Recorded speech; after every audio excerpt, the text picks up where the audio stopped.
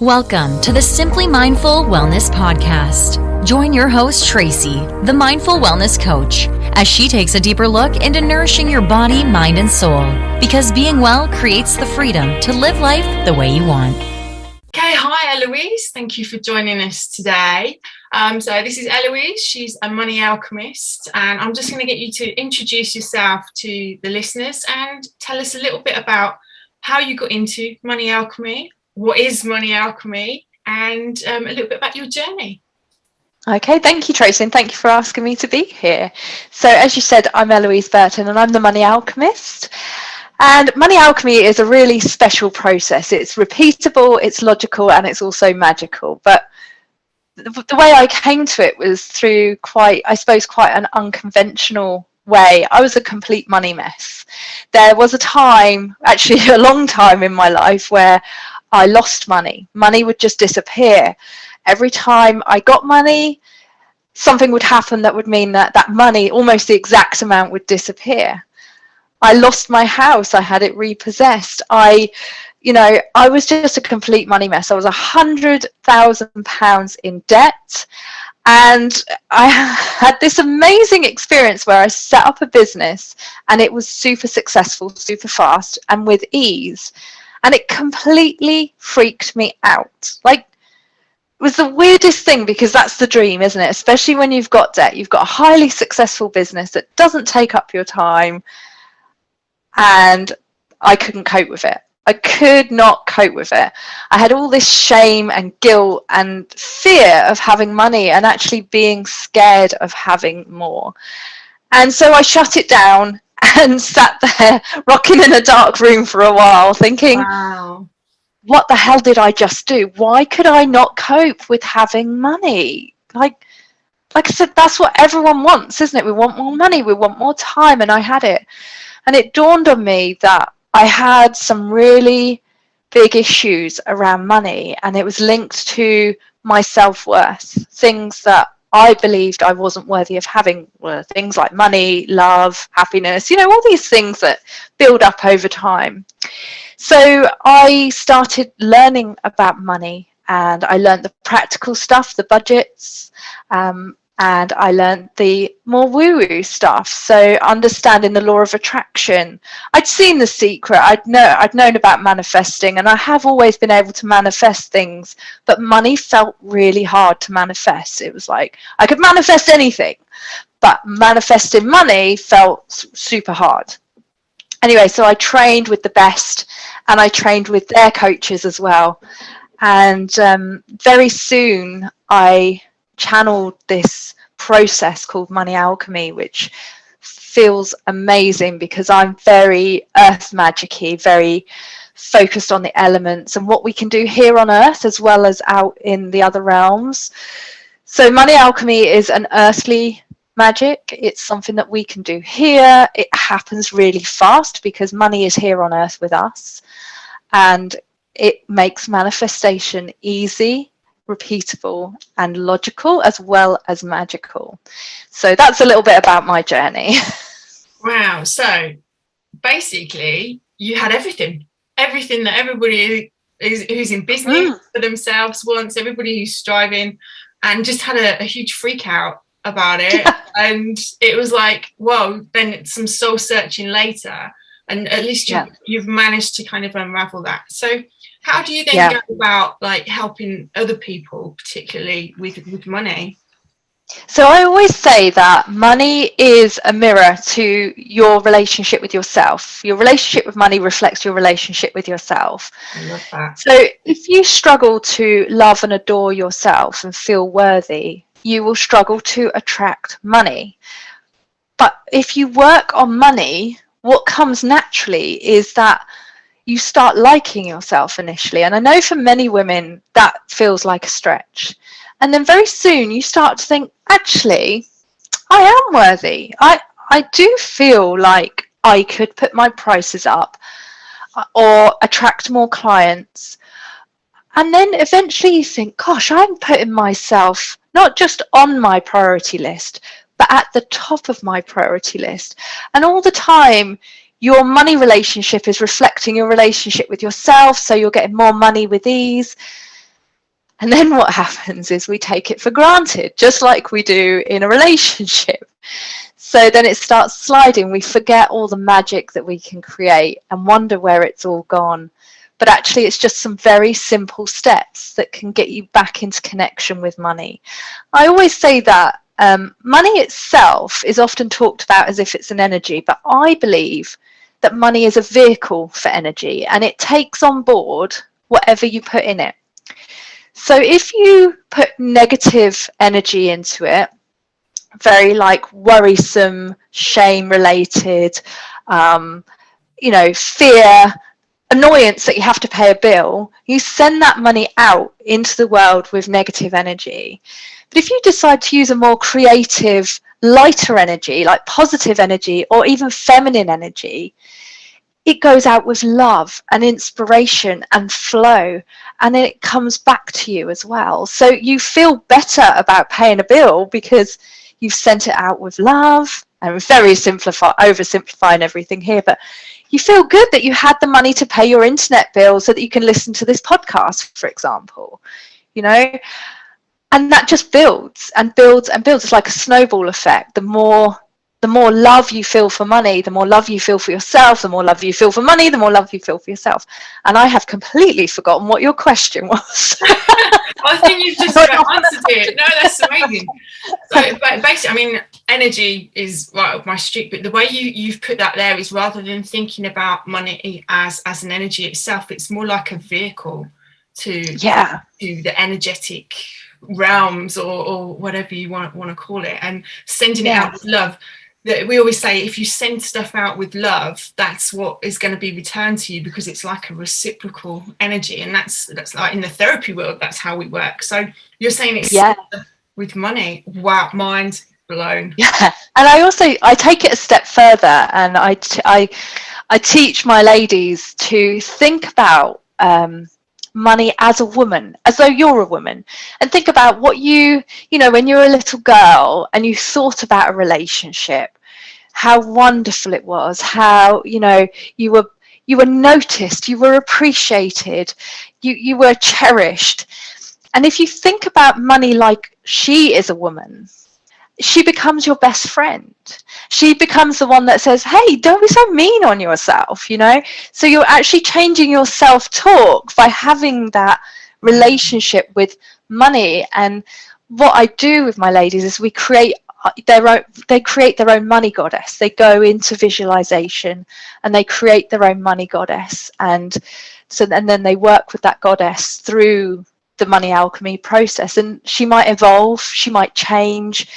They might notice more things about her, but she becomes the voice in their head when it comes to money, the voice in their head when it comes to more positive self-talk about themselves as well. So I take it a step further. We talk about money as though she is a woman, our best friend, our sister, that type of supportive relationship that we always dreamt that we could have. Amazing. So it's not just thinking about money and waiting for it to like flow in. It's actually nurturing like a relationship, if you like. And we talk about self-care, we talk about self-talk, self-esteem, things like that. It's actually, humanizing it to a certain extent and giving it a personality so that it's there for you, you're there for it. Yeah, I mean, money, like I said, money, we always think that we can manifest anything, but money feels hard. That's what a lot of my clients say. I can manifest a house, a partner, a job, but manifesting money, Eloise, it just feels so hard. Money is the closest energy to us. It's here on this earth with us. And it's an energy that it alchemizes perfectly into notes and coins. It also alchemizes into a mug, for example. We alchemize money when we spend those notes and coins, and it transforms magically into a mug, or it transforms magically into a course that we've purchased. Money is the ultimate alchemy, and we see its magic everywhere. And we just need to believe it. I can promise every single one of your listeners that there is money within 10 meters of them. They just haven't seen it yet. They're not tuned into that energy yet. That's all that's happened. And it might not be a stack of £1 million. It might not be a stack with £1 million in it, But where you think there isn't money, there is money. Money is everywhere, I promise you. You know, you're saying this, it's how we would deal with things in the therapy world. It's like tuning yourself in, like you're getting it tuned into the right frequencies, because I deal with frequencies, so I love this. Yes. Tuned into the right frequencies so that you become an attractor, essentially. Exactly. Money doesn't want to spend time with people who feel negative about her. Just like I don't want to spend time with people who badmouth me, you know, who talk about me behind my back.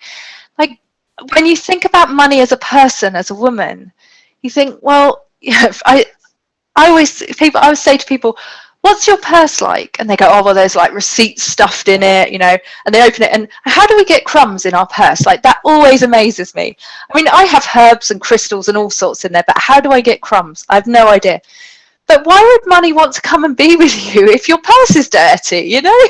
Give it a little clean, tidy it up, and create that beautiful energy that magnetizes her, that makes her want to come to you. Don't badmouth her. It's when you think about her as a person, she makes so much sense, doesn't she? And you can become so magnetic that sometimes you don't even see it coming towards you. I invited money in the other day, and two things happened, and I didn't notice it. First, I sold some intellectual property, which I didn't even know I could sell. Wow. And then 2 days later, I got a notice from my credit card company. You know, I hadn't asked for this, but they'd increased my credit limit. And I was really cross. I was like, how dare you? I don't need it. I don't use it. And then I was like, oh, hang on. I asked money to come to me. I asked for more capacity. That's what I asked for. Yeah. And I was like, oh, she showed up. She showed up with me selling IP, and she showed up with me getting a bigger credit limit. So if I needed it, which I didn't, it was like showing me I had the capacity. So she was magnetized towards me. Awesome. So it doesn't necessarily show up in the way that you think it will. No, and I think it's really important to know that, like I said, money is pure alchemy. Money can transform into anything, and it can transform back. So when I sell this house, it will transform back into money. Do you see what I mean? Yeah. So money doesn't always look like notes and coins and numbers in your bank account. When someone gives you a beautiful crystal, for example, that's money alchemized into something that you want or need. You know, it can, if you go out for coffee with a friend and they insist on buying you a cake, that's money you didn't have to spend. That's money's way of coming to you as well. So it's about invite it in. You're saying invite it in. Don't buy me the cake. and this is something we definitely need to work on, because that's a really common thing. No, I'll get it. No, I'll get it.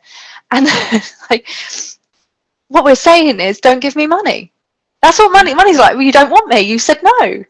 So part of the work that money alchemy is much like learning to receive a compliment. It's being open to receive money. If someone offers you to buy you something, if you say no, not only are you pushing money away, but you're taking away their opportunity to give to you. We know how wonderful giving feels, don't we? Yeah. But that's why we love to give. That's why we have that fight. No, I want to give you a coffee. No, I want to give you a coffee. But when you accept without resistance, you're giving the gift of giving to that person as well. Absolutely. I've just completed a course called The Science of Wellbeing, and literally it is part of it is about the giving process. So that amazing. You are like gaining from it when you're giving, but also the person gaining from it. And if you then go, no, I don't want that, it's actually it's cutting them dead, and it makes both parties not feel as good as they would have if they just received. Absolutely. And what can happen is we're brought up in a society where money is transactional rather than energetic, or even like absorbing energy. However you want to think about it, you do that, I give you that. But that's not how money wants to be. And what was my point with that? It will come back. Ask me another question. It will come back. Okay, yeah, sure. So what do you notice most then with the clients that you have? Is it a case of that they're not inviting money into their lives? Is it a case of that they are be like, no, I can take care of myself kind of thing? What's the most common things that you see? So the most common things are, there's a few. There's blocks, stories, beliefs, and also trauma when it comes to money. Money can create trauma in itself. For example, I shared that I had a home repossessed. Mm-hmm. That's a money trauma. That is a trauma that was created by money. And we have beliefs which can come from previous lifetimes, from our generations, that's been passed down. We have blocks and stories about money. You know, if you followed any type of religion, you are told that money is the root of all evil, but that is not the full quote, right? So we have these beliefs, and beliefs are stored like memories in our system. And the biggest challenge people get when they start doing this work is money comes towards them and then they freak out like I did. So we have to heal and release those energetic blocks, those beliefs. But what's really important to understand, and you'll know this, like the blocks and beliefs that we've got around money are a sign that our subconscious is working absolutely perfectly. Like we're taught having money is dangerous, it's not safe, it's going to get stolen, it's the root of all evil, people with money aren't very nice. So our subconscious mind puts up a no entry sign. It's like, money can't come in here, it's not safe for me to have money. Walls. Yeah, so what we need to do is warm up the subconscious so that it can release that memory, that belief, that story, that block. And we do that, we do that in Money Alchemy in a few ways. Journaling, oh, gorgeous. EFT, and also I challenge my ladies to really focus on things that make them feel uncomfortable and really dive deep in that, because wherever you feel uncomfortable about money, there's gold hidden in there. And what you need to do is just shine the light and see what little gremlin's hiding in there, and it'll be the cute fluffy one once you shine a light on it. And honestly, honestly, 80 to 90% of the work is just being aware of your beliefs and your stories. There is a bit of healing that goes on top of that to really keep it, get it out and keep it out. But you find that you very quickly start going, oh, there's that gremlin again. Yeah, I'm not going to listen to that today. This is so like healing from pain and trauma. Yeah, absolutely. Recognizing your triggers, recognizing, so like we relate things to the limbic system in the brain, so that's your fear response in the brain. Everything comes back to that. So similarly, if you've got trauma around money, it's going to be related to that, puts your body into that fight or flight mode or freeze or whatever. So this is just, and that's exactly what happened to me. I had money coming towards me, but I had these blocks stored in my body, in my soul, or wherever they were. And my comfort zone was like, whoa, we're not that big yet. So it pushed all the money away by me having that meltdown, by me. And these, these blocks create physical ailments, physical symptoms. They can create headaches. They can create nausea. They can create anxiety. They can create depression. They can create all sorts of illness because it's all energy. But actually releasing them, you start to see that you can move up. I always say the work is not cyclical, it's spiral. It's a spiral. But it feels like cyclical because sometimes you come across the same blocks and beliefs, but you're always going up. You're always going up. Sometimes you get the same blocks on different levels and you just need to heal that next level. But yeah, like it is healing from pain or a belief. And we can't just say, I believe money's amazing, and that actually happens. We've got to transform our energy system and our subconscious mind to feel that, to just be aligned with it. So this is almost like aligning your chakras, So like, absolutely, bringing the energy up to like the source kind of thing. And yeah, I love that analogy about the spirals, because to me everything is spin and wave when it comes to energy. So that kind of, you get in a loop sometimes, particularly with like pain. It's obviously similar with money, and it's about recognizing your triggers, getting out of that to elevate to the next level. Wow, yeah, this is just awesome. Okay. It's so exciting to be able to talk about it. It's amazing. So how can you set yourself up then to receive all this abundance of money? So the first thing you need to do is understand what your blocks and your gifts are when it comes to money. And the way I do that is I have a sacred money archetype assessment, and it helps you pull out, you know, things that you're really good at, things that you're not so good at, and things that you need to watch out for. And it's really accurate. If you answer the assessment without overthinking, without thinking, what should I say? Then you'll read it and you're like, oh my goodness, that's so me. Then you start seeing how that archetype is affecting you. Now, each archetype has a light side and a shadow side. There isn't a better archetype or a worse archetype. There's archetypes that you totally won't associate with, and ones that you think, yeah, totally. But that helps you understand your money personality, where you are, where to start, basically. And then it is a case of connecting with money. And I have a free group, and the purpose of that free group is for women to talk about money. Not many people know this, but in this country, according to The Guardian, women couldn't even get a bank account on their own without their father or husband's permission until about 1975. Yes, true. Well, that's less than 50 years ago. I was born in the 70s, and that feels really close. So one thing that I'd like to say is give yourself a break. There's been money in this world for millennia. We've only had it for 50 years, not even 50 years, right? And we are kicking ass. We are doing so well with money, because, you know, the people who come to me understand that it's not just physical money, it's energetic, it's beliefs, it's magic, and that type of thing. So we're doing really, really well. But in my free group, we have a conversation about money every single day. Some of it's easy and fun, others are a bit more challenging, and those tend to be the quieter days. Awesome. Well, we'll put the link into the show notes for sure, because that'd be amazing. You know, I also just want to say that there's also 5 Money Magic Foundations, which are small habits that take very little time. Tell us about those. So the first Money Magic Foundation is to look for money. Like, sounds so basic. Go and look for money. When you go out for a walk, look for money on the floor. Yeah, see how much money you can see. If you think there isn't money in your office or your living room, chuck out your sofa cushions.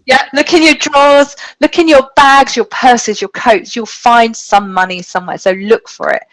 The second one is pay attention, and that is, okay, if you see a coin on the floor, don't just walk past and go, what is that? Pay attention. She's trying to show you. You know, she's trying to show you she's there. Pick her up. Look at your bank accounts.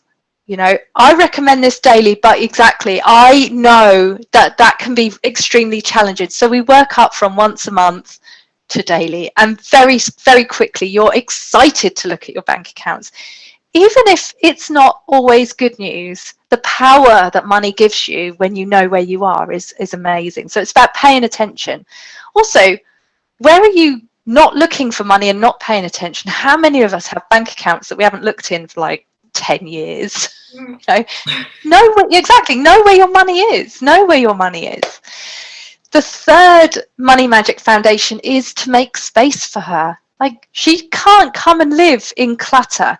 So if your purse is a mess, tidy your purse, give it a rub, you know, sort out all the receipts. And if your purse is tidy, clear a shelf or a drawer, just a little thing every day or every week. Empty your bin, because the universe loves a void.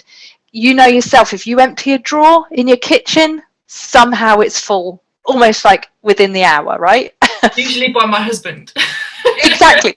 So like, the universe will fill a void. So go, you know, make space for money, or if you need new underwear, make space in your underwear drawer for new underwear. The fourth Money Magic Foundation is coming to me. I'll go to the fifth one. No, what is the fourth one? Why can't I remember that? So we've done look, pay attention, look at your bank account every day. The universe loves a void. Might have to edit this bit. Okay, we can do that. Oh, it's so annoying. I've literally just done it. Bear with me a second. Literally just done videos on this. That's why I've been focusing too much on it. Bear with. Thank goodness for editing software, eh? Yeah, it's all cool, don't worry. God. I knew it. So the fourth Money Magic Foundation is money is always listening. And I've talked about this before. Like, are you bad-mouthing money? Are you thinking bad things about people who have money? And I'm not saying that this is easy to stop, but just be aware of it and try and tell yourself a different story. Because like I said, I don't want to spend time with people who don't say nice things about me. You know, I'm a big girl, I can cope with it, but am I going to choose to go and spend time with that person? No, I'm not, you know. So she's always listening. Now, I know it can be really hard not to get dragged into gossip of any type, but wherever you can, sort of shut down to it or move away from it. I wouldn't recommend trying to explain this to people who are bad-mouthing money because they're in a different space. They don't have that awareness, but make sure you're not involved in it. Yeah. And then the fifth Money Magic Foundation is money loves appreciation, just like I do, just like you do. Yeah. So show gratitude for money, even if it is just that you paid your phone bill or your internet bill, and that means you can listen to this podcast. Maybe it's, you know, you've got gas central heating in your house, or, you know, you could feed your family. Sometimes it's really hard to feel gratitude, so focus on the small stuff. And then very soon you'll be like, whoa, I sold some intellectual property. I'm so grateful for that. It builds fast. It's that snowball effect. So those are the 5 Money Magic Foundations. It's not even Money Magic Foundation. That's like life foundations. I know. You know, pay attention, be grateful for things. So I have this practice where every night before I go to bed, I think of 3 things that I'm grateful for. Don't necessarily write it down, but the last thing that you think about at night sets you up for your sleep process. Absolutely. And sets you up for your morning. So if you go to bed loving money. Yeah. So I'd say if you think of 3 things that you're grateful for each night, add a money gratitude one in there as well. Absolutely. Oh, I love this. You know? Absolutely amazing. So some of the beliefs that obviously people have around money, it literally creates their reality, creates their experiences. What sort of things can you do in the short term? So like in the long term, these are your kind of rules to live by, the step that you need to take. So in the short term, if someone was struggling, is there anything that they can do either to get them out of that mindset or to attract money really quickly? Yeah, so I use EFT, purely focus on money, so I call it the money tap. But there's an amazing guy called Brad Yates on YouTube, and he can help you tap out fear and worry around money. Worrying is the same as rocking in a rocking chair. It gives you something to do, but it doesn't get you anywhere. So what you need to do is stop the worry, because all the time you're worried or stressed out or in need of money, you're creating quite a negative energy, and it actually you know, it's a repellent energy. And I don't mean that you're repellent, it's just an energy that isn't attractive to the vibration of love and money.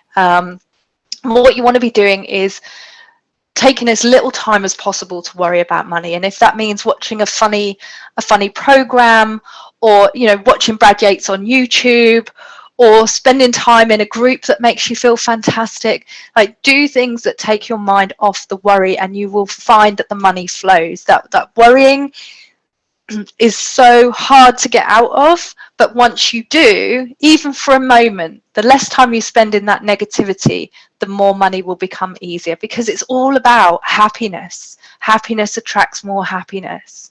And it's, you know, it's easy for me to say, yeah, stop worrying, stop rocking that rocking chair, but you need to get busy with making yourself happy in things that you can do.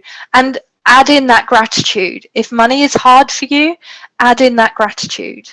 Do the Money Magic Foundations, because although some of them might seem scary, they will empower you. They will keep you busy. They will clear your energy and change the way you feel around money. So, yeah. Wow. And don't watch the news. No, absolutely. Best health tip ever. Turn off the news. Absolutely. We create our own economies, but we often get dragged into larger economy issues. It's why some companies thrive in recessions and others don't. They just choose to not take on board that it's a recession and go and do it anyway, you know. So choose a different thing to feed your mind with. Oh, absolutely. Oh, I love it. So with the clients that you have and with your kind of your Money Alchemy, what's the biggest misconception that you come across when it comes to money? Yeah, so I work mostly with women who are spiritual business owners or are business owners who are spiritual, if you see what I mean. So they might not have a business around spirituality, but they are spiritual. And they have this belief that if you are an energy worker, a card reader, a mystic, that you shouldn't charge for your gifts. You studied and developed all your life. How dare you charge for your gifts? And so they have that community block around, I shouldn't charge more than £30 for my Reiki. I shouldn't charge more than £40 for a card reading. That, you know, and so that's the most common belief. What that actually boils down to is a core belief of I'm not worthy. I'm not worthy of having. And I promise you, they have 1,000,001 reasons to prove why they're not worthy. You know, one example from my own experience is when I was 5, I broke my doll's cot and blamed my friend and lied about it. I carried that shame. It would like pop up on me whilst I was driving around the country for my work, and I was like, I could feel the shame rising through my body. And even when I apologized to that woman in my 40s, she was like, I don't even remember that. And but I taught myself that I was not worthy of being successful because I lied when I was 5. Wow. Yeah. So they have 1,000,001 reasons to prove why they're not worthy, but worthiness is not something that you earn. It's just something that you are, and that's a fact. So all of those blocks and beliefs layer on top of something much deeper, which is I'm not worthy. And the spiritual mustn't charge for your gifts. You know, you can go to university for 4 years and get a job that pays a lot, but you can't develop for 30 years and charge more than 30 quid. I mean, I totally get it. I've been through that phase. It was literally like, when you're starting out, this is how much you should charge, and you know, because look at the people in your area. And I was like, how am I going to live off this? Yeah. So another thing, that belief. Yeah, and another thing is that another belief is that people can't afford me. That's what they believe. I can't afford. And what you're actually doing is getting in their purse and having a nosy around. You have no idea. You have no idea if they can afford you. They might just want, you know, they might not be able to afford you. 9 times out of 10, it's because they're not at the point where they really, really value what you do. So they can't afford you, but they can afford something for, you know, something that's a couple of £100 for their kids or their partner or a holiday. And that's absolutely fine. That's completely within their gift to do that. Honestly, get out of people's purses.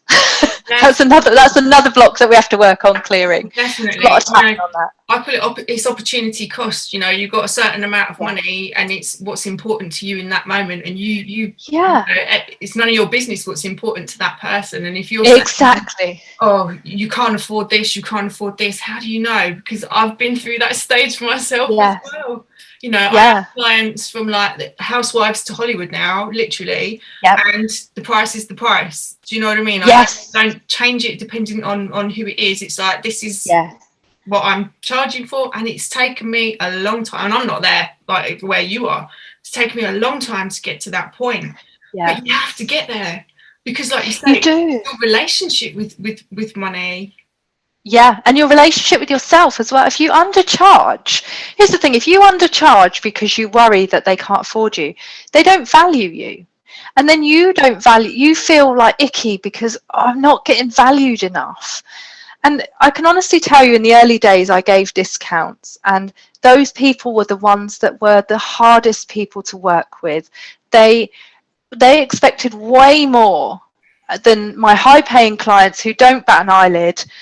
And honestly, people say to me, I can't afford you, but they go away, they do the work, and they come back and they're like, I've made the money. I can now work with you. Mm. Because if it's important to them, you know, they will come and they will create that money. You know, I never, ever advocate people going into debt to work with me. That is completely against what I want them to do.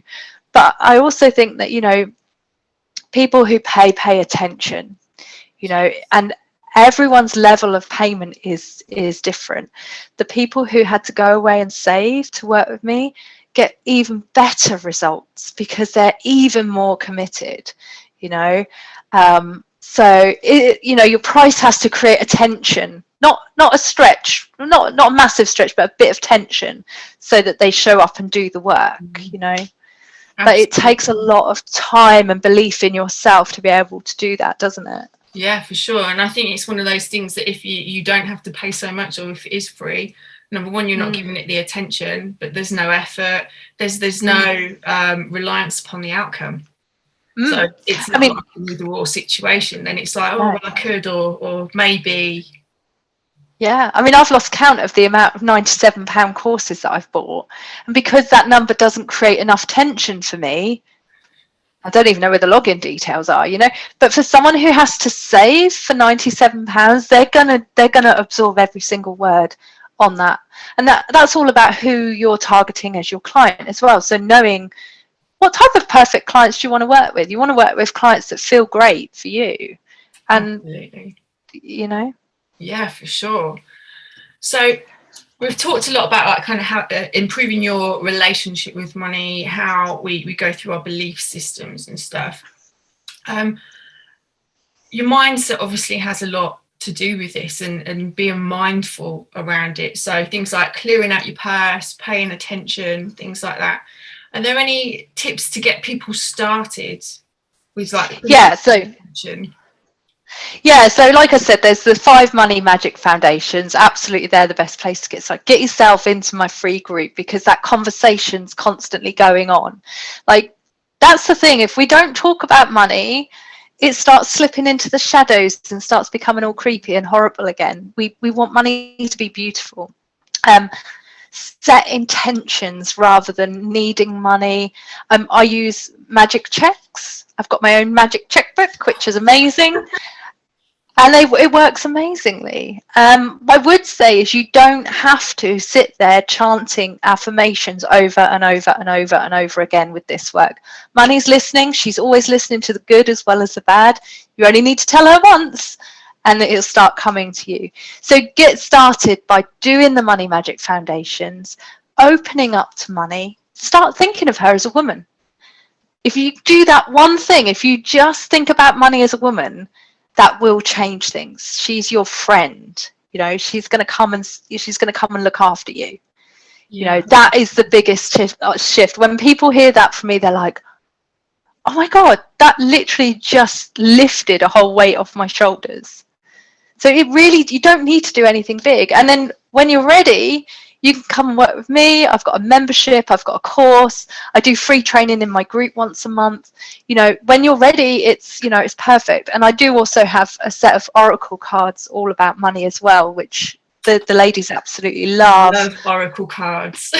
And they're designed, I know this is, we're on a video call, but they're designed to, like, even if you don't touch that, you know there's money in, like, it's money related, don't you? So luxurious kind of feel about it. Yeah. So that's what it's about. It's about just think about money as a woman, as something wonderful. If you can do that, things are going to change really fast. And then you'll be like, well, how do I do the next bit? And that's when you come and see me.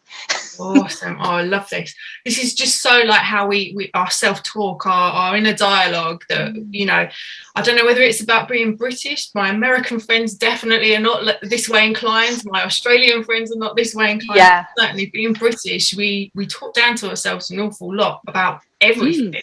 So just by, you know, changing that inner dialogue. Oh, awesome tips. Yeah, and remember that your relationship with money is a mirror to your relationship with yourself. You know, that is one of the most profound statements I have ever heard. I'm going to print that out and put it up on my wall. I love that.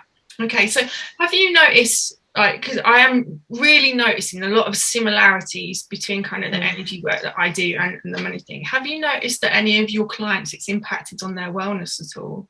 So absolutely. Yeah, absolutely. I mean, they instantly feel lighter when they connect with money in this way. They instantly get more confidence. I've got so many testimonies saying, oh my God, I feel so confident now. Like, I can talk about my business on Facebook or Instagram. I can talk at networking without stuttering because I know I'm worthy of business coming towards me. You know, they sleep better at night because they're not rocking that rocking chair all night. You know, they know how to manifest money. Like, money just feels like, instead of a big weight on their shoulders, it just feels like a beautiful energy that's flowing all around them, and that they can, you know, I had a lady that came to me. She had 21 grand's worth of debt. Within 6 weeks, she'd paid it off, and it wasn't through her earning money and paying money. It was through her attracting money in different ways. She won a little bit. She got a bit from a client that hadn't paid her before. And the techniques that I teach are all about just bringing that money that's around you towards you. You know, and when she came to me, she was like, will I be able to do that? And I was like, look, forget about the how, just focus on the what. You know, and see what happens. Yes, you're going to be able to pay your debt off, but I can't tell you how by when, you know, or how it's going to happen. You just need to trust the process. And before she'd even finished my Money Alchemy Academy course, she was like, I'm debt free. I can't believe I've had that debt for years, decades. You know, she thought she was going to die with that debt. But yeah, so it's magical. I channeled this stuff, and it still blows my mind how powerful it is for people. I've got ladies that went from having a side business earning £200 a month doing a few Reiki or card Reiki treatments or card readings each month to 10xing that, giving up their full-time job and running a spiritual business, which has been their lifelong dream. Awesome. You know, I've had people put their prices up, you know, 3 or 4-fold and find getting clients so easy, and it's so magical. And each and every one of them's on their own journey, and they get to that point at different times. It's a privilege to be able to offer this work. It really is. That's awesome. Okay, so final question. This is what I ask to all my guests.